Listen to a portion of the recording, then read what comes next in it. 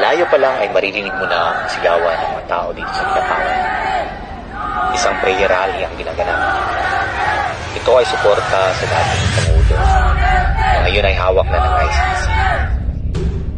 Mararamdaman mo ang tensyon, galit, at higit sa lahat ng lungkot na ang dating minamahal ng karamihan ay biktima na ngayon ng mga taong sakim sa kapangyarihan.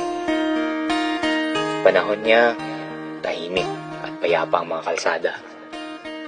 Walang droga, mababang krimen. Kaya gets ko ang mga tao na nasa rally. Nakakamiss din ang mga panahong yun. Pero dito laban lang ni Rodrigo. Ito ay laban ng mga Pilipino. Pilipinong naniniwala na may pag-asa pa ang Pilipinas. Pilipinong nakatikim ng pagbabago. Pilipinong naniniwala sa ating sariling batas.